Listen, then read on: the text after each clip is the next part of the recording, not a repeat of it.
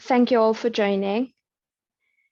Today we'll be covering the third session of our PSA series, and this will entail the sections of communicating information and the drug calculation section.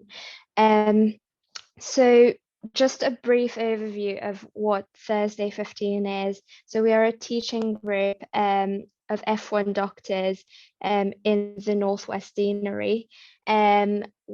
The point of the group was to help make these kind of sessions to cover examinations that help medical students in their final year. So for example, the PSA, their finals,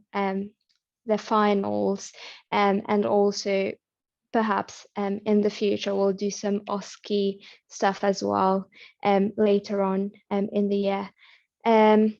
So our format is usually using timed questions. So we give you a couple of questions to go through and to answer, and then afterwards we go through the answers and explanations, and then we have a Q&A at the end where you can ask all your questions.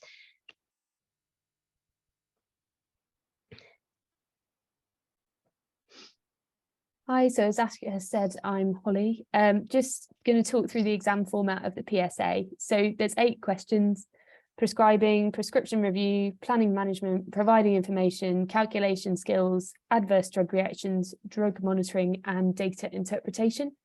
Between all of them, they make up 200 marks over a total of 2 hours. So it's quite a time-pressured exam, which means that time management is the key to success. Moving on quickly with questions if you don't know the answer, and being able to flag something if you think you might want to come back to it later and check your answers.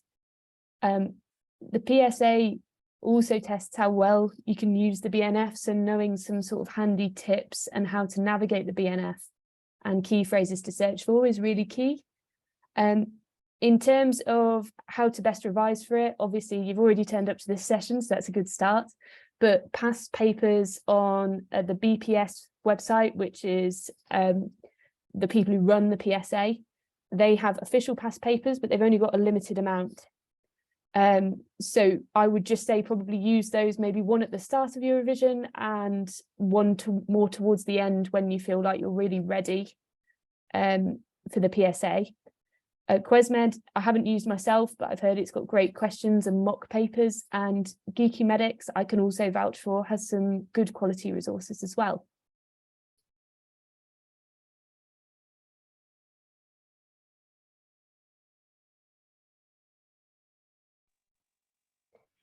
So for the communicating information section, you will have 6 questions, and each of them will have 2 marks allocated to them. So that's a total of 12 marks and 6% of the paper, which isn't a lot, but it's usually easy marks to pick up, and it doesn't take a lot of time to go through the questions because they are kind of like multiple choice style. So what this section asks from you is usually for you to choose the most important or necessary information to share with the patient or their caregiver from a list of 5 options, and it's usually about a medication that's being started or that they've been on. So usually we advise about 1 minute per question, but I might give you a little bit more today. I should have also said as well, when I was talking through the format of the PSA, if you were here last week, we had some questions about Stockley's interaction checker. If you don't know what I'm talking about when I say Stockley's interaction checker, don't worry, it's been banned for this year anyway, so it doesn't matter that you don't know what it is. Forget everything I'm saying right now, basically. If you do know what I'm talking about, apparently Stockley's interactions checker has been banned this year. We've had contact with the people who run the PSA themselves, so we've gone and checked. The actual interactions function of the BNF will still be functioning during the exam. So what I'll do is I will just bring up very quickly, so we're very clear about what we're talking about. So sorry, just working out, sharing my screen. So this part, this interactions checker within the BNF, that will still be functioning. But if you're used to working with Medicines Complete and going through Stockley's interactions checker, that won't be working during this year's PSA. And as I said, that's come from official communication with the people who run the PSA. Okie dokie. So, sorry, just going back on.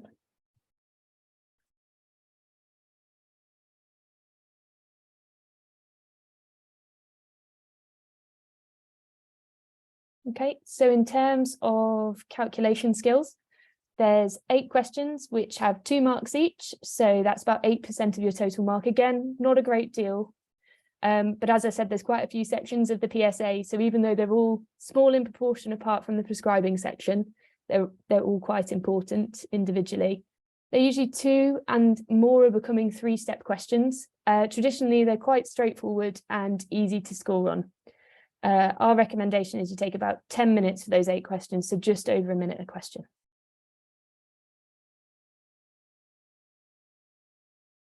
So some tips for the communicating information section. I would say that usually when you prepare for your OSCEs for the drug counselling stations, you learn a lot of information for the common medications, and this is usually what's being tested in this section. So I would say learn the common side effects or like monitoring requirements of some common medications like ACE inhibitors, hyperglycemic drugs. This is not an exhaustive list. There's more common medications that you can get questions about. There's also the contraceptive pill and what to do when a pill is missed. This is, I don't know if it's a common question, but when I was revising for the PSA last year, it came up a few times, and I always seem to get the question wrong sometimes. So I would advise learning what to do when a pill is missed and things like that. Spot the medication in the question. Sometimes when you search the BNF, most of the time the information will be in one of those sections. It could be in the patient or carer information. It could be in like the important information about this medication section, or it could be in the monitoring requirement section as well. Yeah. There may be multiple correct answers, but I think the key is to pick out the most important one for the patient to know about. Yeah, that's fine. Okay, so the key thing about the calculations question is you do not need the BNF. So as I said before, they're historically quick and easy marks, but they are getting slightly more complicated. Most questions are 2-stage questions, but more questions are becoming 3-stage questions. So you might have to work out the dose, and then that means the dose per day, and then do that for a month's supply, for example. It might have several components to it. Just be aware that a lot of these questions might contain some irrelevant information. And I've included a couple of questions that might contain information that you don't necessarily need, just to try and get you to pick out those key bits of information that you do need for the calculations. I would get really familiar during your practice with either an on-screen or in-person calculator. So through the actual PSA exam, they do provide access to an on-screen calculator, and the BPS supply this for their practice assessments as well. So maybe try using it. I personally found it quite clunky to use, and I got used to using my own personal calculator. If you are using an in-person calculator, just be aware that you are usually, or at least at the medical school that I was at, we weren't able to bring in scientific calculators or anything that had a memory function, I think it was, but your medical schools will be able to tell you more on that, and I'm sure that there's guidance on the actual PSA website. But I would just advise, just get used to the stuff you are going to use in the exam. So get that calculator early and start using it. It sounds basic, but get familiar with units and how to convert between them, because quite often you might be asked to work out a dose in grams and then convert it to milligrams. You don't want to have to even pause for more than a couple of seconds when you're actually thinking about that. You just want it to be automatic. And in the moment when you're in an exam, it can be quite stressful. I know it sounds really basic, but just keep practicing those calculation questions. Also get familiar with concentrations in varying forms. There aren't usually a great deal of questions on these, but it is just good to know. So I would advise just try and think of everything in grams per milliliter to start with. That's how my brain works. Your brain might work differently, but therefore if you're thinking of 1%, it's 1 gram, and a percent is obviously out of 100, so 1 gram in 100 mil. Or if you're thinking about it in milligrams per milliliter, it's 1 milligram in 0.1 milliliters. And then you might get the concentrations where it's sort of a ratio concentration. So the first part of it is in grams and the second part of it is in milliliters. So 1 in 1000 is 1 gram in 1000 mils, or 1 milligram in a milliliter. So I would also advise, in previous exams, or at least the practice exams I've done, every answer has been a whole number. And you kind of knew you'd got it right because it was a whole number. However, in our actual exam last year, there were quite a few questions that had decimal place, like the answer was not a round number. And the first question I got of that, I assumed I'd done it wrong. But then when I realized that most answers were coming out with really uneven numbers, I had to trust that I wasn't just getting every single question wrong. So I would just be aware of that as well. However, don't round unless you're instructed to do so. So if it says, you know, how many vials of this or how many tablets, unless it literally says to the nearest tablet or to the nearest whatever, don't round, just put down exactly the answer you've got, and it's free text to type in. Okay, so the next section, we're going to go through the questions. There's going to be 5 communicating information and then 5 calculations questions. They're going to be timed and we're just going to move on automatically. So at this point, if you haven't got a pen and paper or something to write down your answers, if you haven't got access to the BNF, either on your laptop, your phone, your iPad, anything like that, and if you haven't got a calculator, now might be the time to go and run away and get that, and we'll just have a look through the chat. Okay, so it says one of the questions is, do we have to know the conversions between grams to pounds and meters to feet? No. We're just working in kind of the traditional measurements, I can't think of units, that's the word, that we would use in the UK in medicine. So weights in kilograms, grams, and metric measurements for everything. Okay. So one of the questions is, are you allowed pen and paper in the PSA?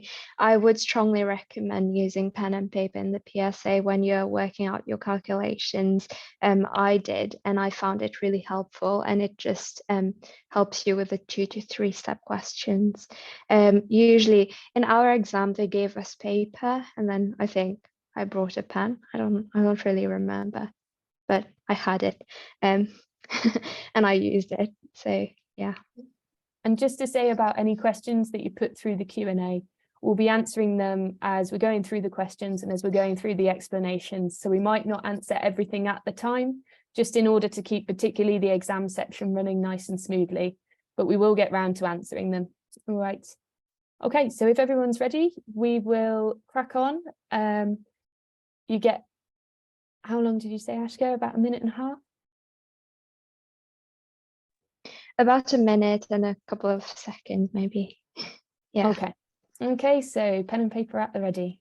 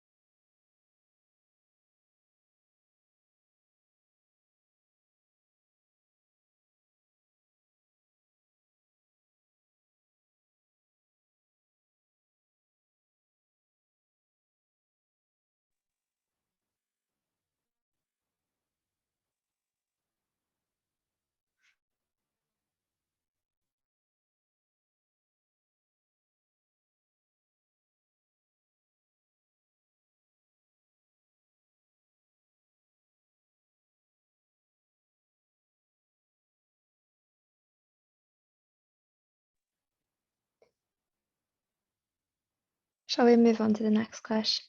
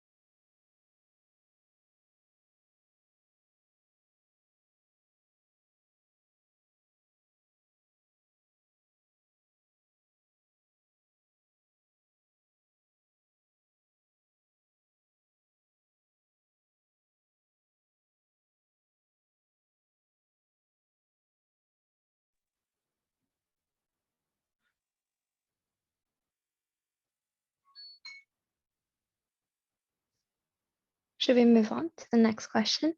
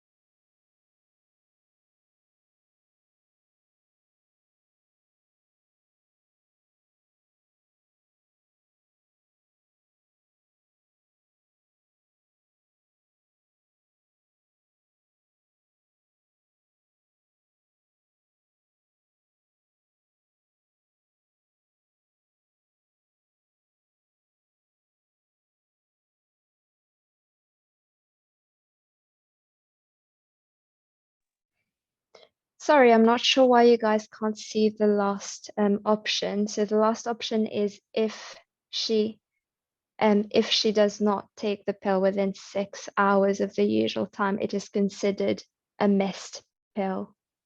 I'll give you a couple more seconds.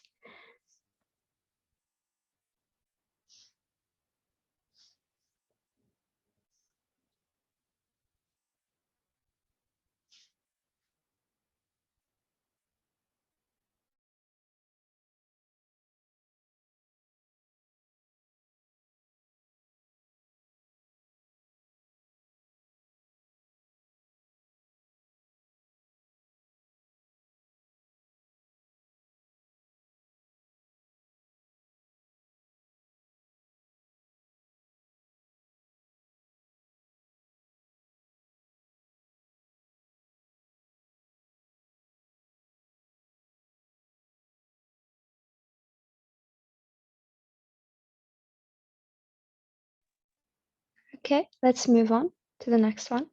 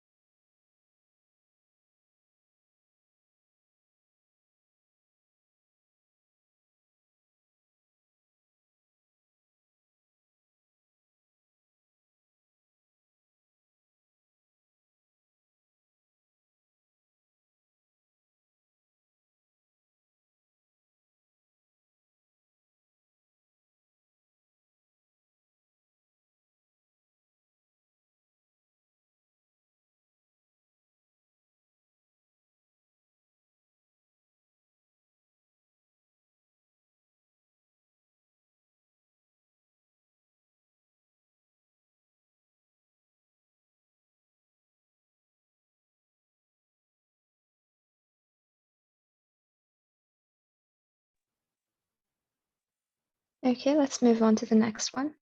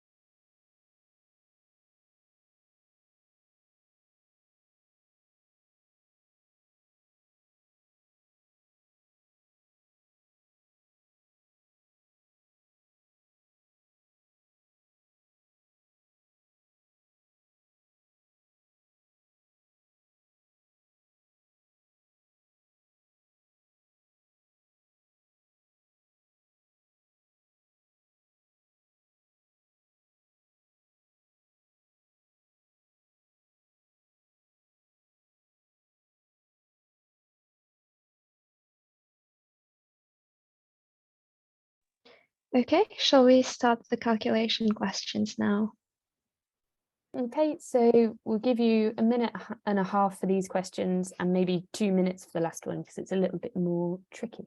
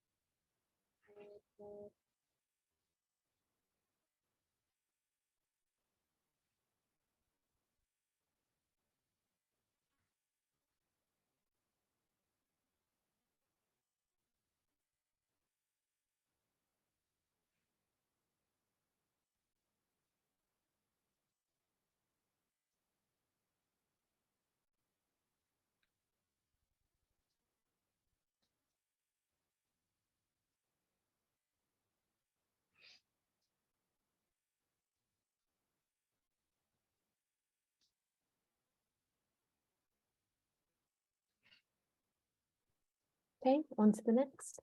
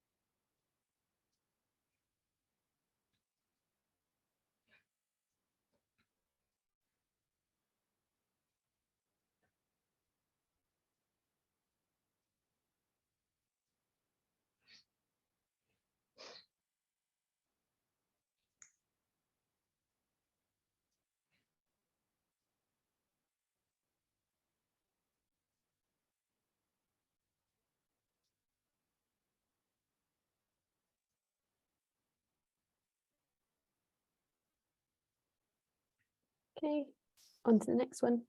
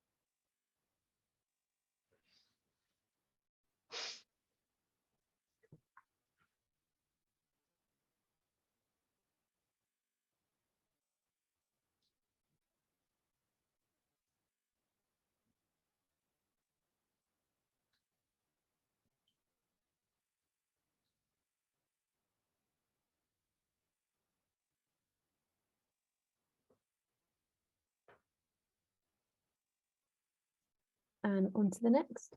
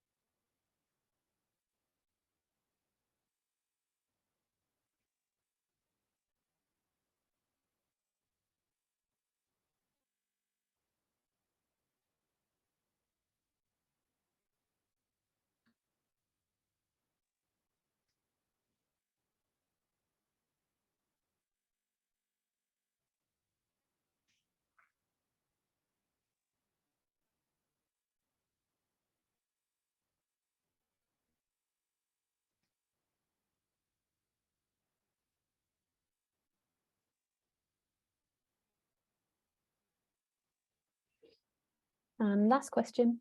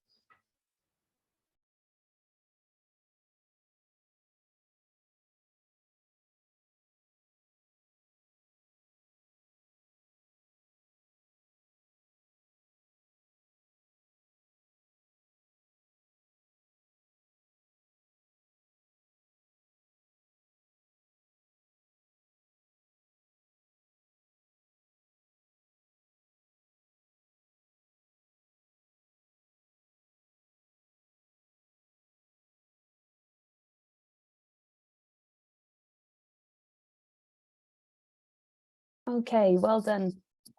So that's all 10 questions. We'll just give you a moment for a little breather. So for the first 5 questions, it was obviously multiple choice. So what we're going to do is we're going to put up the question and then we'll put up a poll. And if you can vote for which answer you chose, just to make it a little bit more interactive for the group. And then Ashka will go through the correct answer. So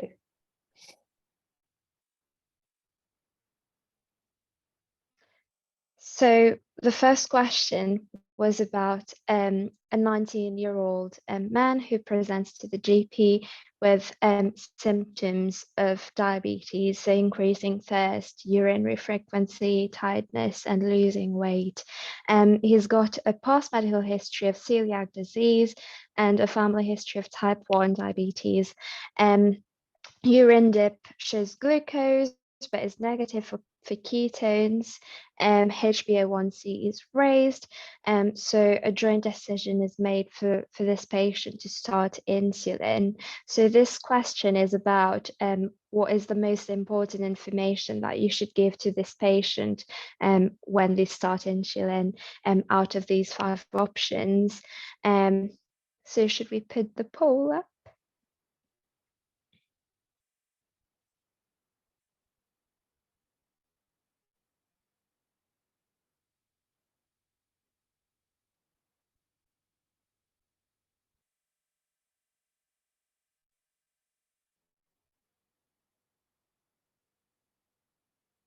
All right.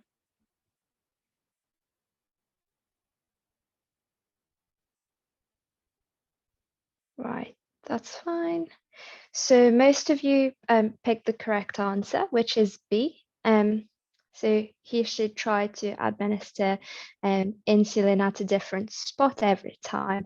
We'll go through all the answers as I just go through the explanation. So can we go to the next slide?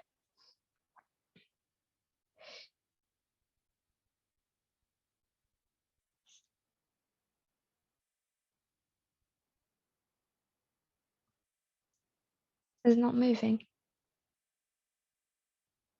Okay, cool. So for insulin, you normally start a patient on insulin if they've got type 1 diabetes or sometimes type 2 diabetes when medication options fail. So this usually involves a basal bolus regime, which is the most common type of regime for insulin. So this is giving the patient a long-acting insulin, which kind of maintains the background insulin overnight and prevents ketosis. It's usually administered at night. And then we also give them boluses of short-acting insulin a couple of minutes before their meals. With regards to monitoring blood glucose, it's important that patients monitor their sugar levels quite regularly on a daily basis, and they keep a record of that in a diary so that we can pick up if there is anything wrong with their blood sugars, and if we need to change the dose of the insulin. In terms of the option that was only long-acting insulin causes hypoglycemia, this is not true. All types of insulin can cause hypoglycemia. It depends on the patient as well. It depends on what dose of insulin they're on what the dietary intake of the patient is, whether they're unwell or not, or like have been like very active or something like that. In terms of the practicalities to know about for insulin, it's normally stored in the fridge, so not at room temperature. The correct answer was that we should try to administer it at different sites, and the reason for that is to prevent lipohypertrophy. So this is kind of like a lump which forms, and it consists of fat and kind of like fibrous or scar tissue. It has a cosmetic impact to it, but most importantly, if a patient keeps injecting at the same site and this causes lipohypertrophy, it's going to impact the patient's ability to absorb their insulin. So it could cause the patient to absorb the insulin faster or slower, and obviously this will affect their blood sugars and the control of their diabetes.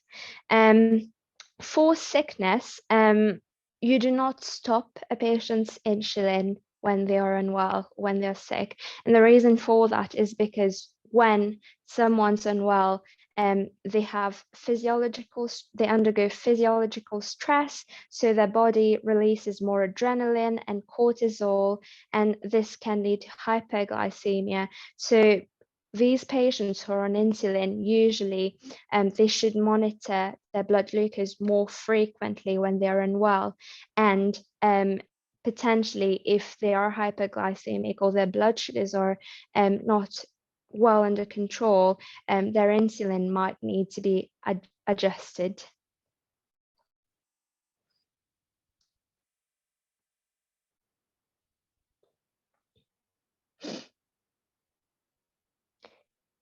So question 2 is about this lady who fell and had a hip fracture, and she is now being investigated for osteoporosis. She's got a background of heart failure, postural hypertension, BMI of 17. Her DEXA scan shows a score of -2.9, which means that she's got osteoporosis. A decision is made to start alendronic acid. So this question is asking you about what the most important information is to provide to this patient out of these 5 options about alendronic acid.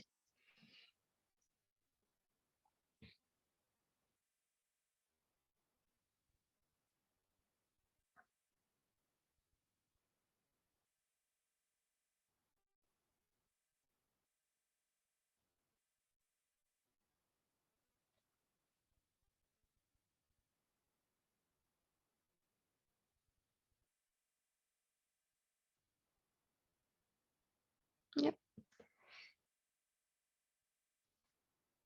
So again, most of you got it right. Well done. So the correct answer is E. The patient will need regular dental checkups. That's in the BNF.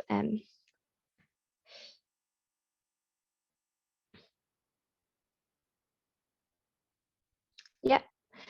So we can go through all these answers and why they are wrong. So basically, for bisphosphonates, there is a very specific way that you need to take it, and all patients need to be counseled about this. So how do you take bisphosphonates? So you normally tell the patient that this needs to be taken in the morning with a large glass of water while they're sitting up straight or standing, and they must remain upright for at least 30 minutes after taking it, and it must be taken at least 30 minutes before any food. And this is to avoid irritation or esophageal irritation. In terms of the frequency,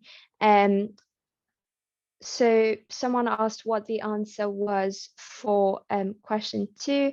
Can we go back just once?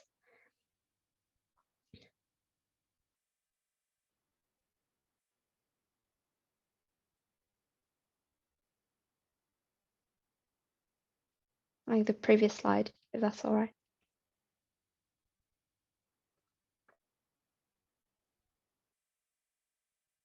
Sorry, I don't know if it's a bit behind. I did go back and showed the answer, and the person said thanks. So okay, it's probably my connection, really slow. Apologies.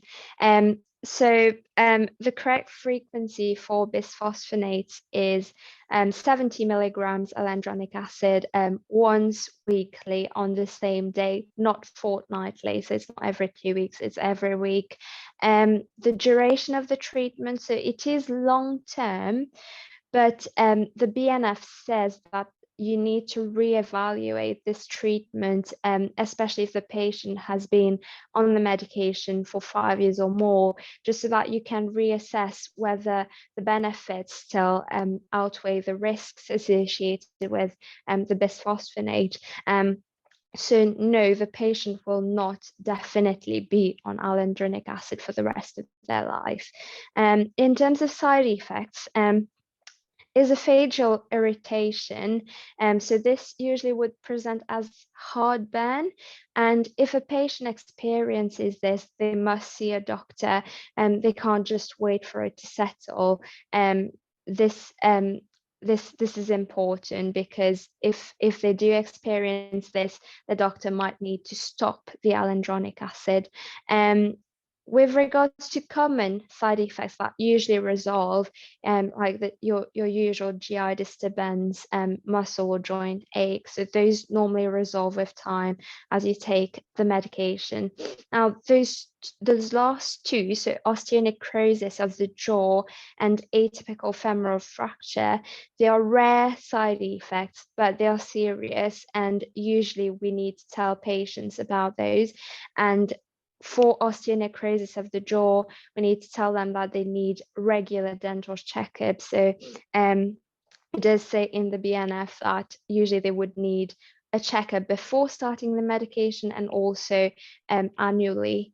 And then for atypical femoral fracture in the BNF, again, it tells you exactly what to say to the patients, like if they experience like sharp pains in their thighs or groin, to see a doctor.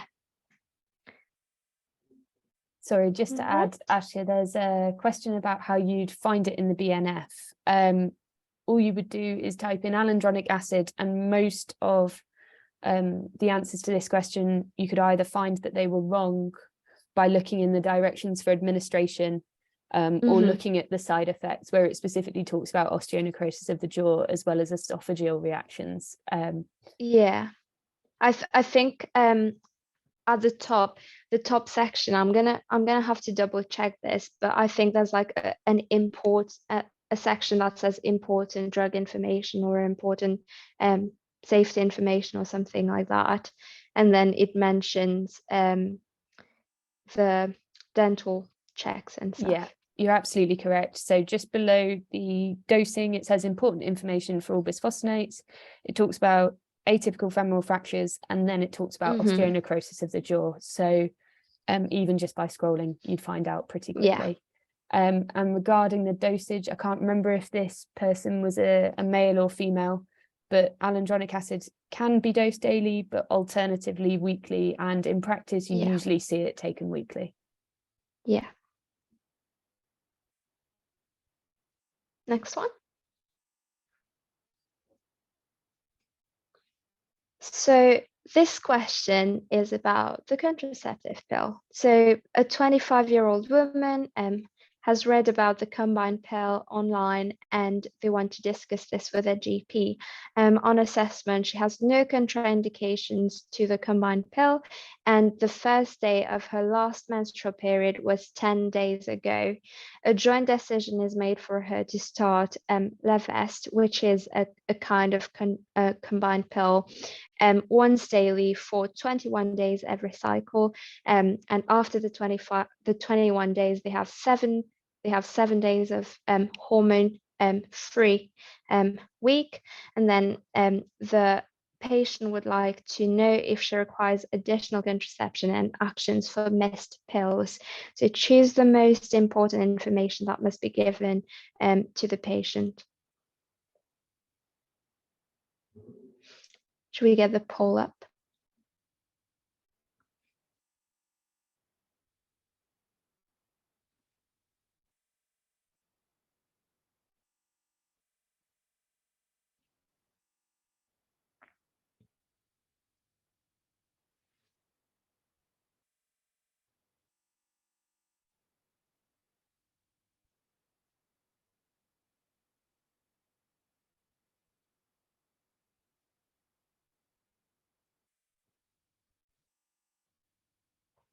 Cool.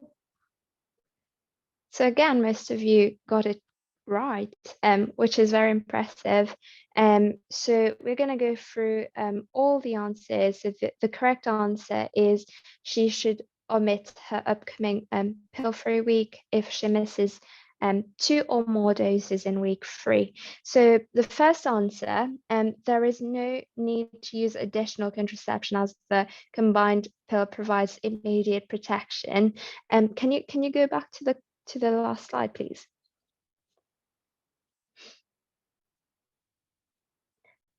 Yeah, so the first option is wrong because this is not correct. So basically, her last menstrual period was 10 days ago. So that was the first day of the last period. So that means that if she starts taking the combined pill now, she would not get immediate protection. However, if she started taking the pill on day 1 to day 5 of her cycle, then she would get immediate protection. For option B, she should not take 2 pills in one day if she missed the previous day's dose. So guidelines, even the NHS website, it does tell you that if someone misses their pill just for one day, they can take it as soon as they remember it, even if it means they need to take 2 pills in one day. That's fine. For option C and option D, we'll talk about it on the next slides. For the last one, if she does not take the pill within 6 hours of the usual time, it is considered a missed pill. This is wrong. It's not the case for the combined pill. For the combined pill, it's going to be a missed pill if you didn't take it within 24 hours of the usual time. There are certain progesterone-only pills where the time frame is much shorter. So if you miss it after a certain number of hours, then it is a missed pill, but not in this case. Next slide.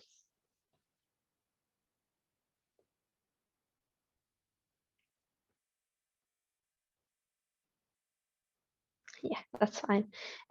So I've talked about starting the pill already, and when you get immediate protection and when you would need additional contraception for 7 days. For the missed pills, if only one pill is missed, take it as soon as remembered, even if it means 2 pills in one day. And this shouldn't affect the contraception and the protection that the person has. If there are 2 to 7 missed pills, then the action will depend on when in the cycle the pill was missed. So if it is in the first week after their hormone-free interval, so that would be 7 days of no pill, and then if they forget to take the pill to start the new pack of pills, then they would need emergency contraception if they had unprotected sex, and they would also need extra contraception for 7 days. And the reason for that is because they've had 7 days of not having any pills, and then they've missed, they've not started their next pack. So that means that their hormone levels are going to rise, and that's going to lead to ovulation. So that's why they would need emergency contraception if they were sexually active. In week 2, if they missed 2 to 7 pills in week 2, but they took the whole of week 1, then they wouldn't need emergency contraception. That's because they wouldn't have ovulated, so they wouldn't need emergency contraception. But they would need to use extra contraception for 7 days so that they would get full protection. And the same for week 3. So there is no need for emergency contraception for the same reason. There is no ovulation, but they need to use extra contraception for 7 days, and they need to start their next pack as soon as the current one is over, so they can't take a hormone-free in interval if they've missed pills in week 3. Because otherwise the protection wears off. If they've missed more than 7 pills, then they're not protected and they would need emergency contraception and potentially a pregnancy test. And all of this is on, if you click on that link where I wrote source, all of this information is there. I think there's just someone who's raised their hand, so I'm just going to allow them to talk, if that's okay, Ashka. Yeah, sure. So Helen, I've just allowed you to talk. If you unmute, you'll be able to ask the question. If it was accidental, that's fine.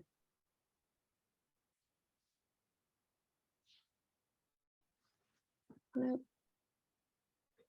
That's fine, could be accidental. Yeah, no worries. Okay, we'll move on then. Yeah. So this next question is about a 65-year-old lady who goes to the GP with a month history of stiff shoulders, lasting for 2 hours in the morning, new unilateral temporal headache with pain on chewing. She is seen urgently by the rheumatologist who suspects GCA and polymyalgia rheumatica as well. So her ESR is raised. She started on high-dose prednisolone and she's awaiting a temporal artery biopsy. So what is the most important information that must be given to the patient starting on steroids? Paul? Thank you.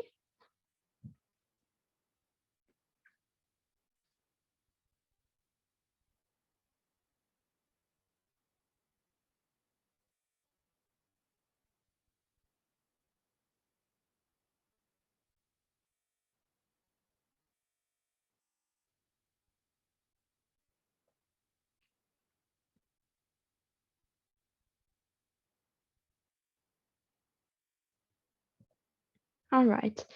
Again, most of you got the correct answer, which is D. So prednisolone increases the risk of peptic ulcers. So next slide.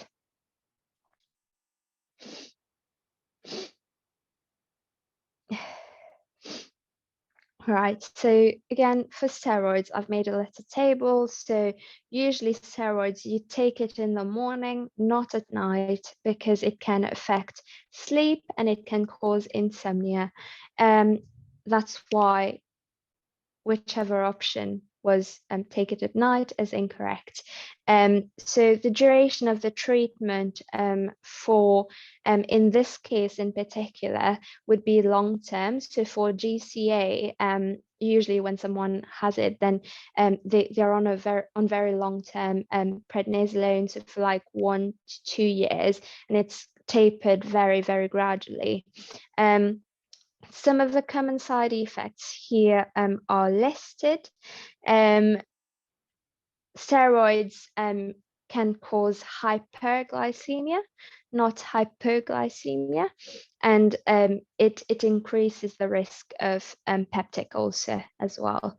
In terms of what you need to do when, what you need to advise the patient to do when they are unwell or for sick days, so they need to double the dose of their prednisolone for 2 days during sickness, and this is to mimic your adrenal gland response to sickness. So usually when someone's ill, the adrenal glands will produce more corticosteroids. So you kind of want to match this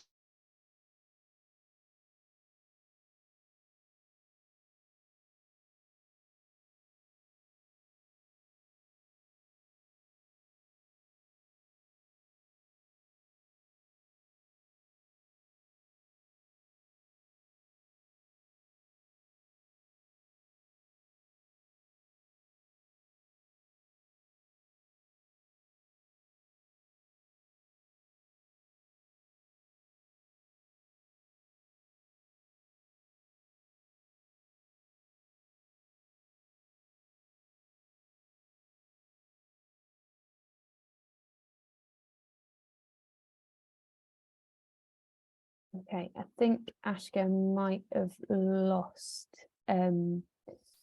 internet signal there. So what I think I will do is I will leave her questions for now. She's only got one more left, and we'll just move on to the calculations question, if that's okay. So we will go through this and we'll give the answer, but I'll wait for her to come back and explain it. So this question number 5 is a 35-year-old woman with a history of bipolar affective disorder who had a manic episode about a month ago. It had been initially well managed with an antipsychotic and psychological intervention. So she's on 20 milligrams of olanzapine once a day, and she's got a joint plan to be re-established on lithium to reduce the risk of future relapses.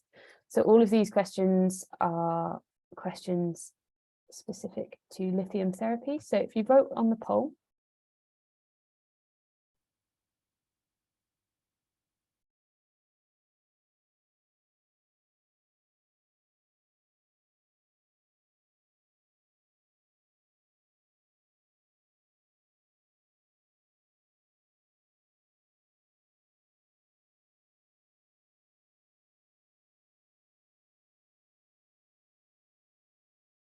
okay, so the majority of you have gone for D and a few more for E.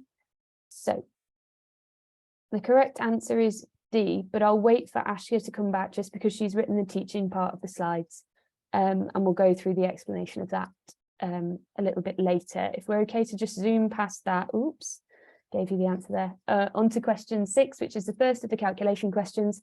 So this was a nice easy one to just ease you into a calculation mindset. So it's a 50-year-old man who's got a bilateral fine tremor.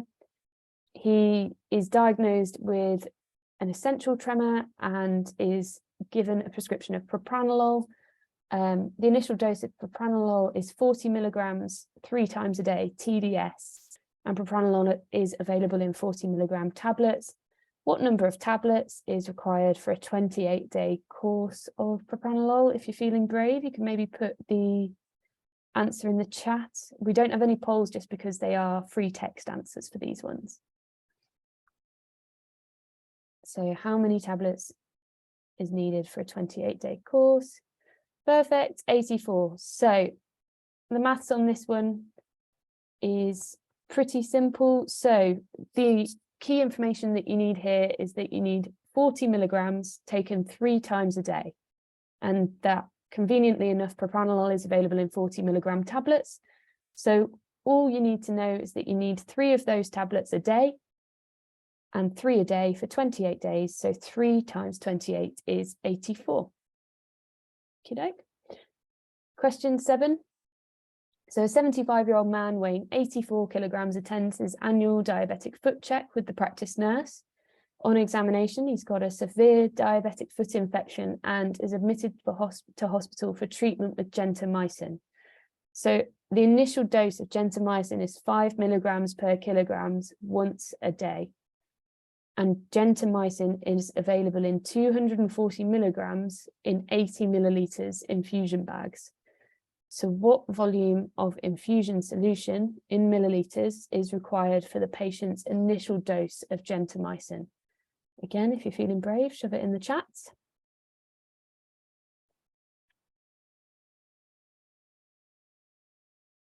Great, we've got some answers coming through.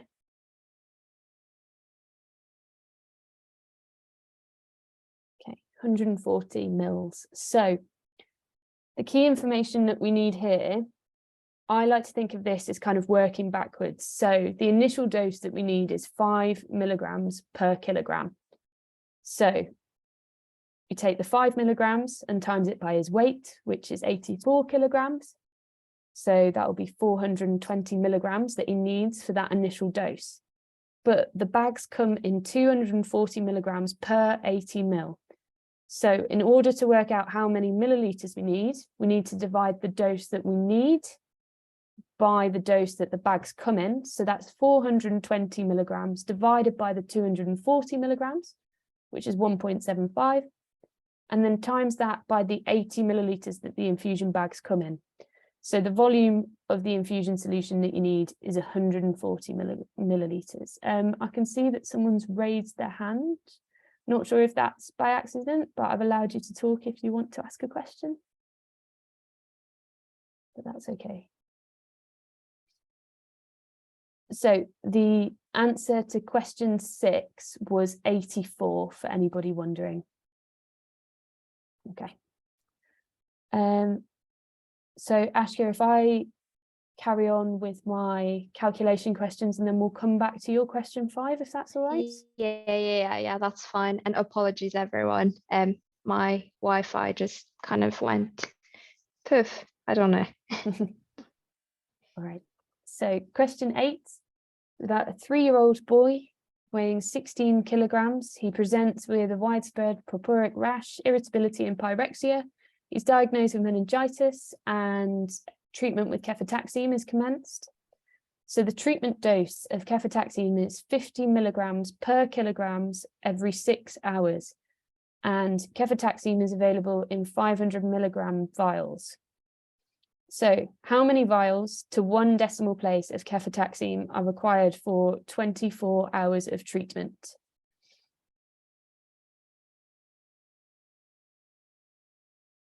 Okay, great. We've already got some answers in the chat and you're saying 6.4.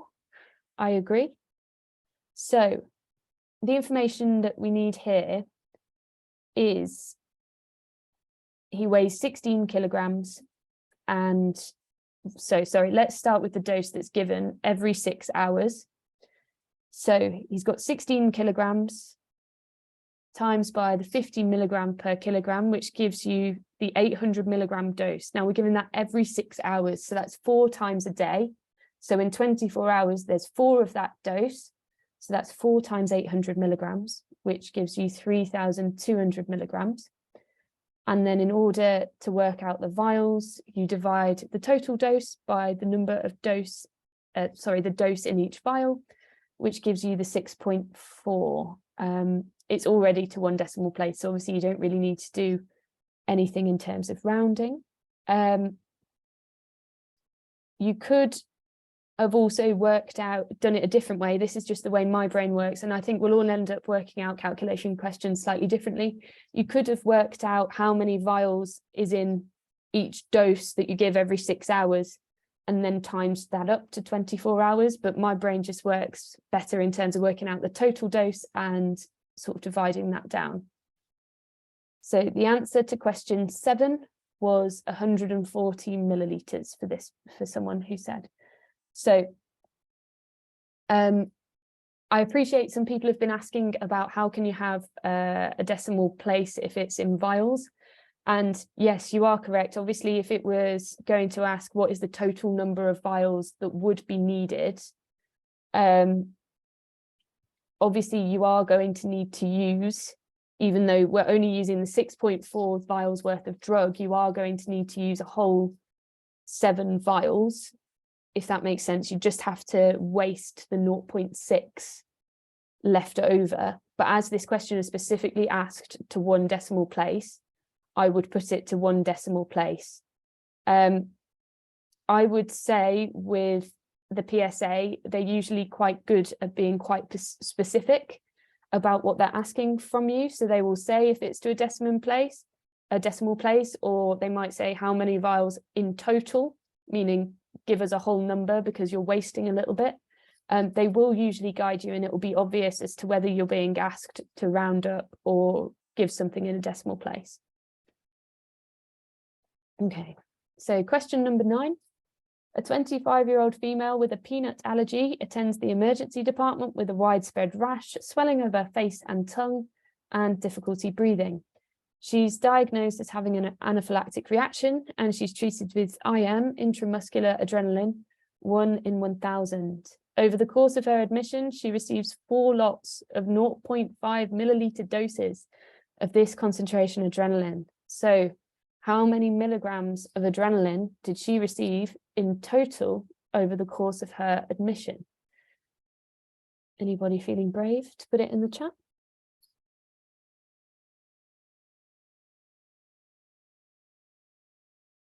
Great. Thanks to everyone being brave and putting it in the chat, making it a little bit more interactive.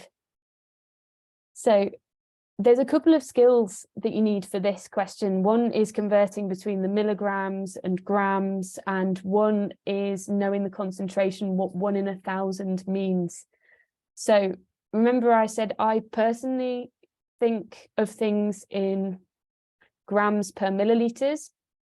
So 1 gram, so 1 in 1,000 is 1 gram in 1,000 milliliters, but that just works out as 1 milligram in 1 milliliter. So that's the concentration of the adrenaline that you're working with.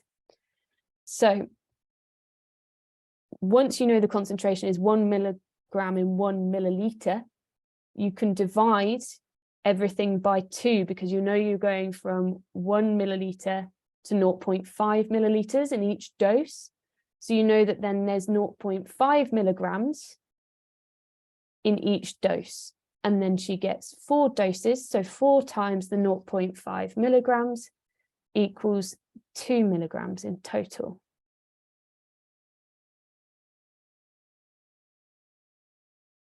Okay. There's a couple of other ways you could have worked that out as well. You could have done it starting from 1 gram in 1,000 mils and divided down by that. I can see someone's got their hand raised. No, they've disappeared again. Okay, that's fine. Okay, and final one. This was a bit tricky to try and get your head around, so I'm hoping that you've had enough time.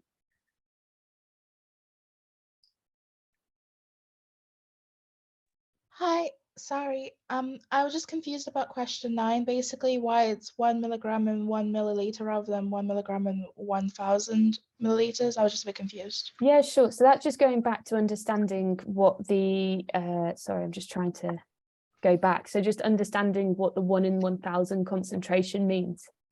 So if something, when you see the kind of ratio like that, the first number is in grams and the second number is in milligrams. Okay. So it's 1 gram in 1,000 milligrams. So what you could say is it's 1,000 milligrams in 1,000 milliliters, which is 1 milligram in 1 milliliter. Does that make sense? Kinda. So it's the fact that the first one is the ratio of like 1 to 1,000. The first is in grams, and then the second is in milligrams. Yes, milliliters. Yeah. Milliliters. Sorry. Yeah. So it's always, that's why I'm trying to tell you to think of it in grams per milliliters. So it's the same in percentages and it's the same in ratios. It's just that 1 gram in 1,000 milliliters works out to be 1 milligram in 1 milliliter, which is a little bit easier to think about in that sense, if that makes sense. Yep, that makes sense. Thank you. Okay, great. So in terms of, does 1 in 1,000 always mean 1 gram in 1,000 milliliters? Depends whether we're talking weight in volume. I would suggest that's probably a topic to go away and have a look at, because I don't have a table. It will be easier for you to see it with your eyes. Sorry, that's a really bad answer, but it depends whether it's, so what we're talking about is weight to volume ratio in this one, but you could also have weight to weight or volume to volume ratios in terms of concentrations. I think if you just go away and look at working out concentrations, just Google it. There's loads of resources online that will talk you through it, and it's easier visually to see it. I'm just worried by trying to explain it with lots of different numbers, I'll end up confusing people more without an example to kind of talk through. So question 10, and this is the last one from the calculations point of view. A 35-year-old female with brittle asthma attends ED and is diagnosed with a severe acute asthma attack. She weighs 80 kilograms and is commenced on an aminophylline infusion. The infusion rate is initially 500 micrograms per kilogram per hour. Aminophylline comes in 250 milligrams per 10 ml ampules, and these are added to 1 litre of normal saline to make up an infusion of 1 milligram per milliliter. What is the aminophylline infusion rate for this patient in milliliters per hour? So who's going to be brave.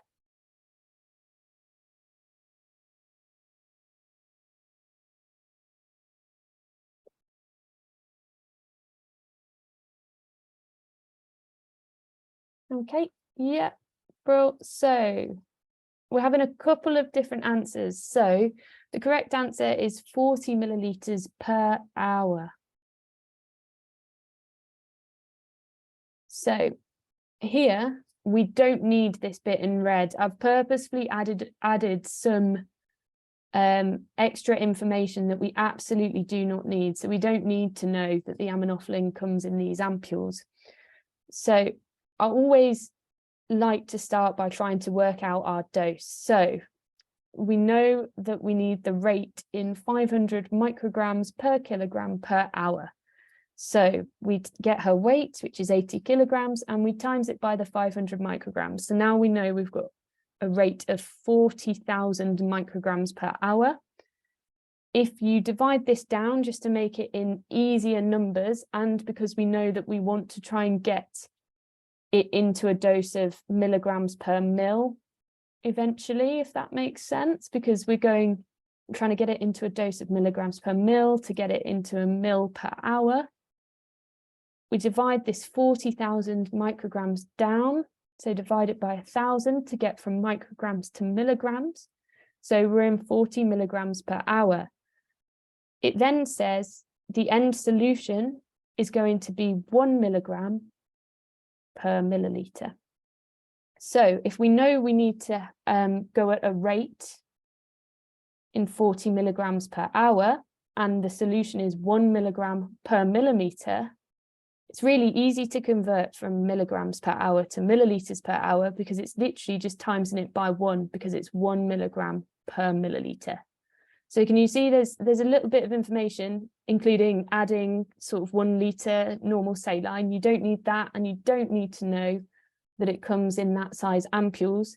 This question was more just trying to work out the information that you needed and converting between micrograms and milligrams.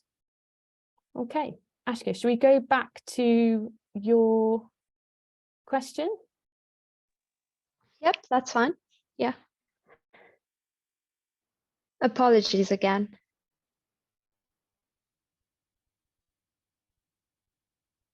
So we did the poll and most people went for D, but that was where we got brilliant. up to. I thought I'd let you do the explaining. Oh, thank you. Well done. The correct answer is D. So let's just go to the next slide and we can go through lithium a little bit more. So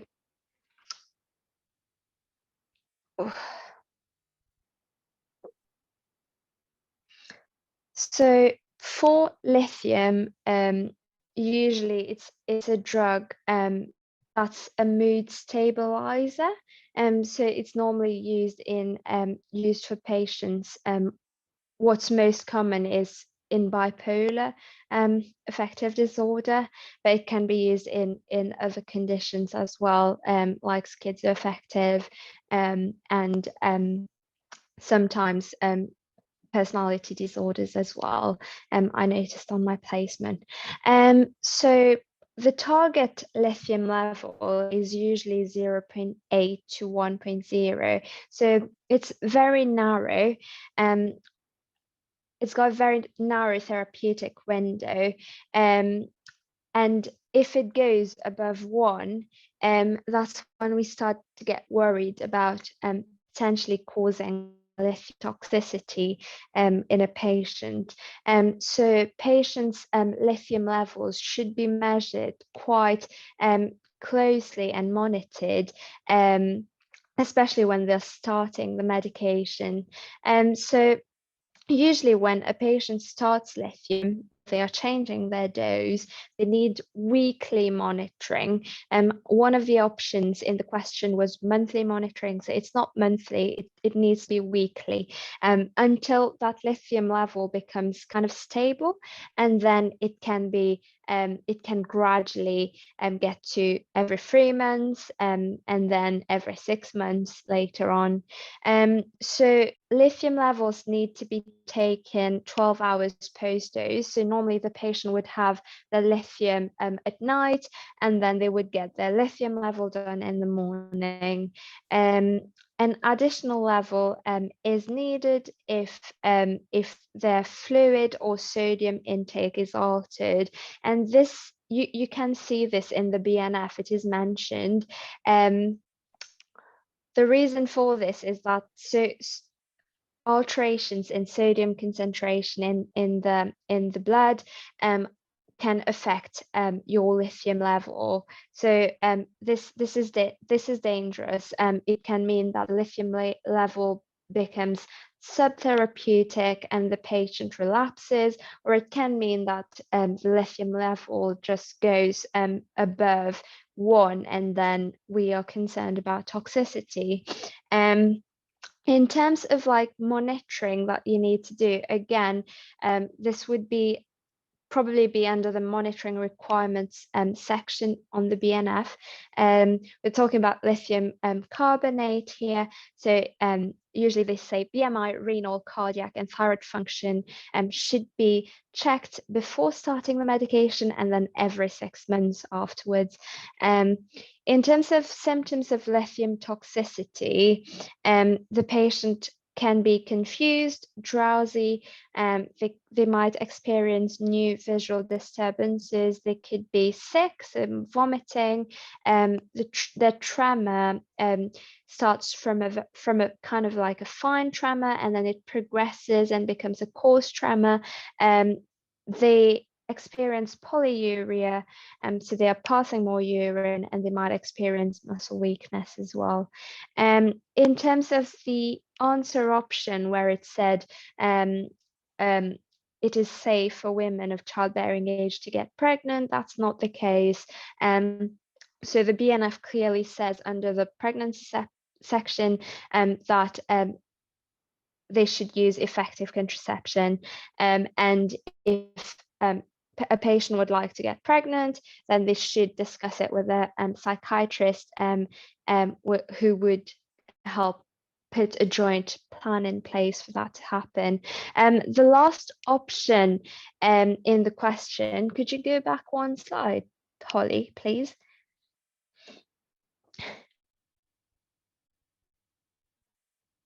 So the last option about the patient will be registered with a mandatory national bloods monitoring service for safe dispensing of the medication. So that's wrong. So this is not for lithium, but this is the case for clozapine. So with clozapine, when a patient is on clozapine, they need to be registered with something called CPS. And so essentially it's like a clozapine monitoring service, and especially when they first started the clozapine, every week they get bloods, and these bloods need to be added on to that system so that their clozapine can be dispensed.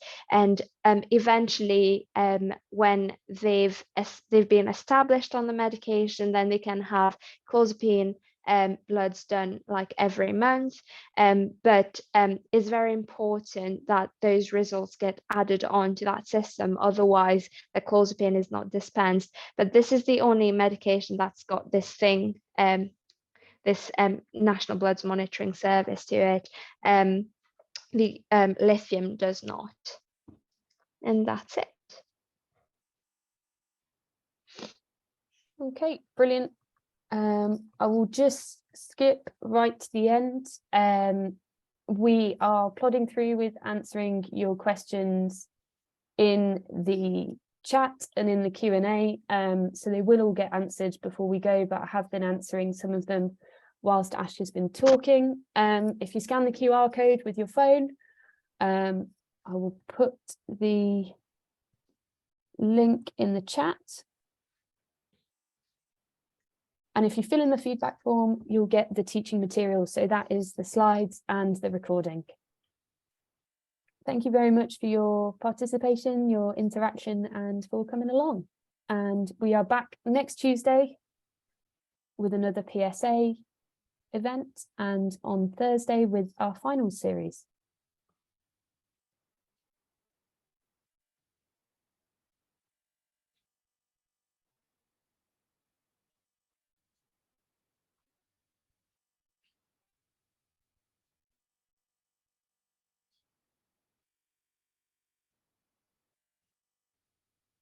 Thank you everyone for coming. I hope it was useful.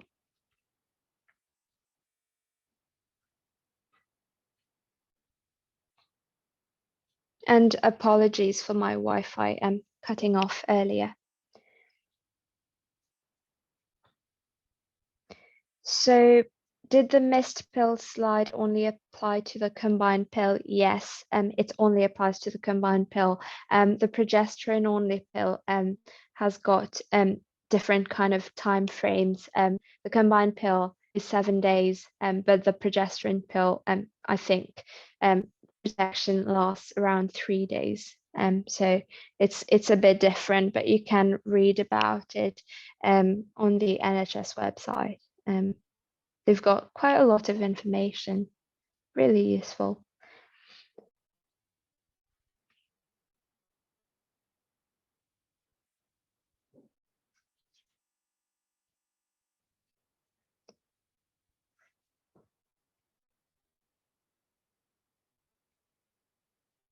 Someone asked on the Q&A whether we've done a session about prescribing yet. So we did our first session on prescribing, and next week I believe we'll be covering some more prescribing as well,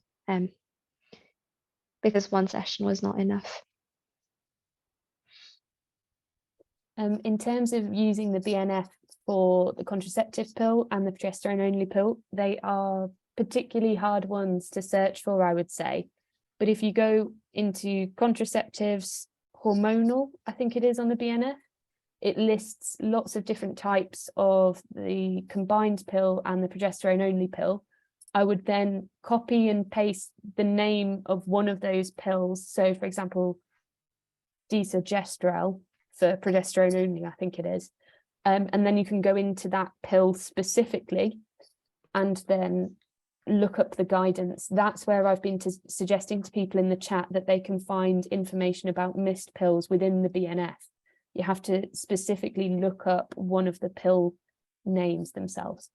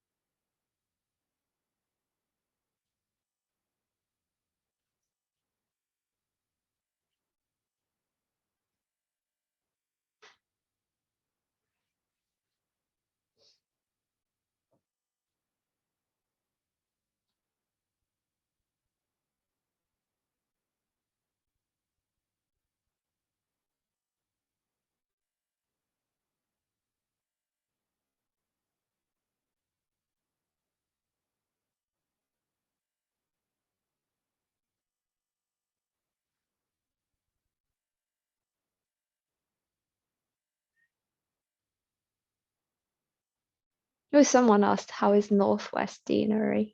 It's quite a good place, I would say, to do foundation training. Yeah, it's not too bad. I can only speak from my experience at Aintree. I went to medical school at the University of Manchester. And yeah, me too. Aintree is a really nice hospital. I feel like it's got a DGH vibe. So what I mean by that is you get to know people's names, you see familiar faces, and you get to know people. Whilst it's also a major trauma centre, a tertiary centre for various specialities. It's got a nice social aspect to it. I would say it's a really nice hospital to be in, but I can only really speak for Aintree itself. Yeah, Aintree is really good. I've got an orthopedics rotation in F2 in Aintree, so I'm really looking forward to it. The Royal is decent. For the Royal Liverpool Hospital, it's all right.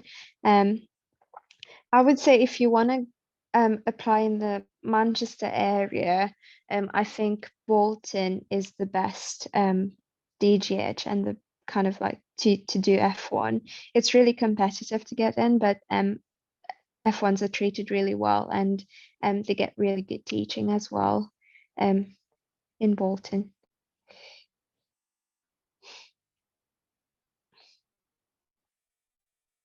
I've been looking up on the BNF. There's a question asked saying that new guidelines say that the combined pill is generally given continuously with no hormone-free interval.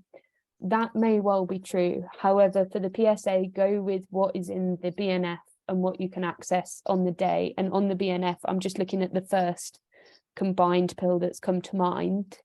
And it says 1 tablet once daily for 28 days. Subsequent courses repeated after a 7-day interval. So I would just go with the drug that's being talked about, type it into the BNF and just double check, because it may well be that there is new research that's come out, but the recommendations haven't yet made it onto the BNF. Yeah, and also there are many different pills, and they all have like their specific way of taking them. So some of them are 28 days and with no hormone interval needed. Some of them have like 21. So in a pack of like 28 pills, they've got 21 pills with hormone and 7 pills with no hormone. They and then they don't need to take like a hormone-free week, if that makes sense, because they're already taking it, but they're taking the tablets which don't have any hormones in them. Yeah, so there's quite a lot of options out there. I would just go with what the question is saying, and also with what's in the BNF.